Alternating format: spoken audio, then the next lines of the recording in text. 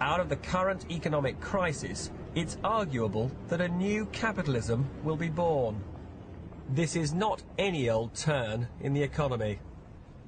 These towering glass palaces in the City of London were built during the boom years. Bankers got rich, tax revenues flowed to the exchequer, the economy prospered. But also created here were many of the causes of the economic mess we're in. History of the wrong sort has been made in the City and Wall Street.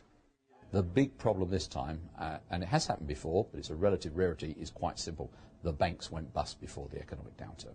So we're riding into the mother of all recessions with the banking sector, which is already on its knees.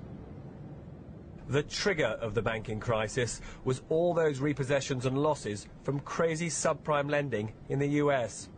But the fundamental cause was that in America and the UK, we borrowed far too much. In fact, adding together the debt of consumers, companies and government, British debt is more than £4 trillion, or 3 times our GDP, the value of everything we produce every year.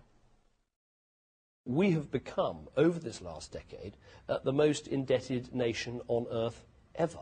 That's how bad it has got.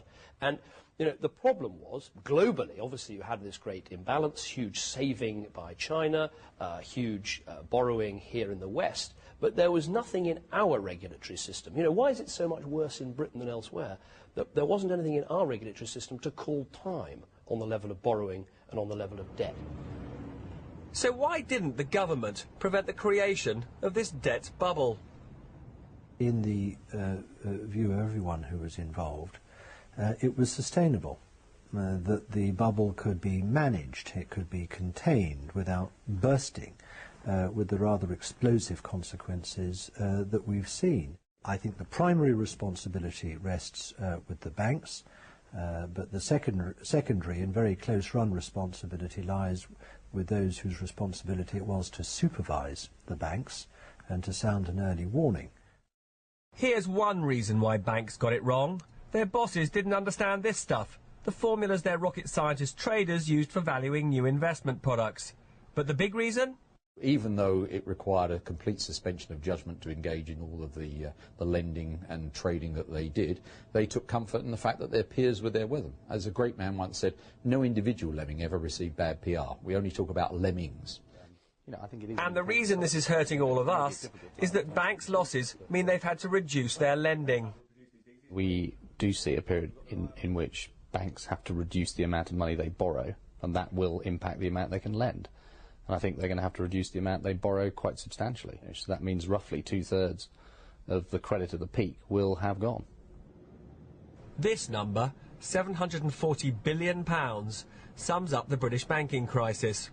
It's money that British banks borrowed from money managers, other banks, what's known as wholesale sources of funds, and they'd been asked to pay it back. But if they had to do that in one fell swoop, well, they'd collapse, which almost happened in October. So we as taxpayers have stepped in to fill the gap, to the tune of hundreds of billions of pounds of support for our banks.